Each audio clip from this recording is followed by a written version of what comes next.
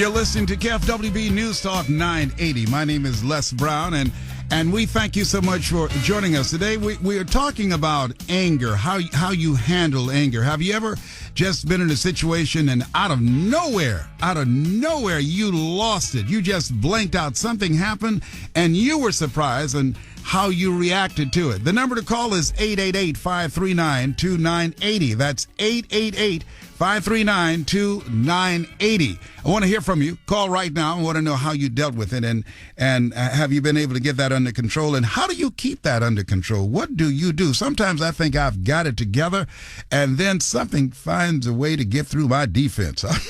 I don't know. Maybe I need some special help. I don't know. Maybe I need one of those classes they're talking about for Chris Brown. I don't know. Let me talk to you. Hello, how are you, Samantha? Thank you so much for calling in and listening to the program. How do you handle your anger? Oh, my goodness. I'm very hot under the collar at first. Mm-hmm. And then I start thinking a little bit more about what I want to do before I do it. Okay. And then I call on my higher power, and that stops me every time, and I give it up to God. Okay, and good. Say, hey, you know what? You're going to take care of this for me. Well, please, if you can give me that number that you called, please, 634-5789, whatever that number is that you dialed, please, if you could just hook a brother up. Tell me a situation where you were last in, where you lost it and you were ashamed of yourself. Well, you know what? I don't think that I was ashamed. I wanted to do, like, for example, I was in a relationship that I was in a relationship with a person that came highly recommended. My sister recommended me to this gentleman, and we were dating for a couple of months, and just things didn't seem right. Just little red flags, you know, your little sixth sense tells you something's just not right. And I found out that during the time that he was dating me, he was in a longer-term relationship with someone that was already a nurse but was training or was getting a little more skilled in nursing at UCLA. So this is a guy that I would see practically every day. Mm-hmm. And so I didn't think of the other woman because he was always around me. Right. There was just little things that I couldn't get a hold of him at a certain hour and, you know, things like that. So then I come to find out that there's this other woman there, and I feel so bad for the other woman because she didn't know about me either. But he had this beautiful prized possession of a Corvette. And when I found out, I just looked at that Corvette like I wanted to do some real damage, Les. Yes. Did you get to it? Oh, I looked at it, walked around, just thought in my mind what I was going to do. But then, like I said, I stopped myself and I said, you know what? I'm just going to leave it up to God. I'm going to leave it up to him because his revenge is the worst that he could do for me. You know, every time I'm in you know that what? I think you're concerned that maybe some judges and prosecuting attorneys are listening. You know, you towed that car, broke those windows out. And, yes, you did. Actually, there was some paint on it, put some sugar in the tank. Oh, believe me, I wanted to, but actually yes. I didn't. Okay, so whenever I'm in a situation like that where I'm so angry, I think about it and I go, you know what? I'm just going to walk away. I take a couple of deep breaths. I walk away, and I think, you know what? His revenge is worse than what I could do. Okay, well, thank you very much. I rebuke every lying demon that's touching her right now. Free her up right now.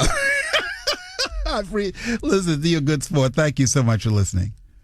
Oh, boy. Let me tell you, I got to tell you a story because the statute of limitations, you know, is run out. I'm going to tell you what I did. I'm not proud of it, but I did do it. Steve, hello, how are you? Steve, are you there? Yeah, I'm here. Okay, Steve, tell us now. How have you been dealing with your anger? Tell me a situation where you lost it, Steve. Oh, I got more than a few, but one example is just recently I had a problem with the cable bill.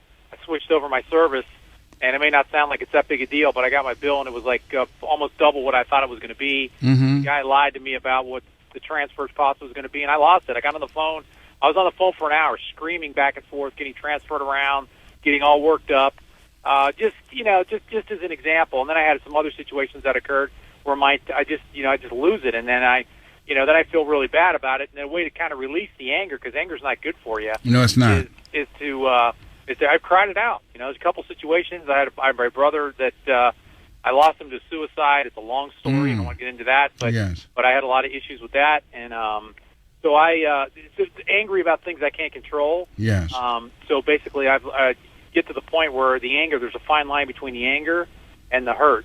Yes. And the way to release that sometimes is healthy, just to kind of cry it out. And I do that every few months. It builds up, and then I lose it, and then I kind of go through this cycle. So yes, I kind of did that the other day, to be honest with you. Well, listen, thank you so much for calling in. Try some deep breathing and meditation and prayer also will help, and sometimes going for a walk. That has been good for me as well. Okay, listen, thank you so much for calling in, and thank you for listening to the program. We're talking about anger. How do you handle anger? The number to call is 888-539-2980, 888-539-2980. I rented somebody an apartment, and after a period of time, they didn't pay the rent, and I gave them time to move out, and they trashed my apartment. I gave them a break. They didn't even require a security deposit. They needed some help. I stepped in to help them. And they just messed my apartment up. And I lost it. I'm going to tell you right after. I'm going to call right now and check with my attorney to see, can I tell you what I did. All right, let me talk to Kate. Hello, Kate. How are you? Hi there, Kate. I'm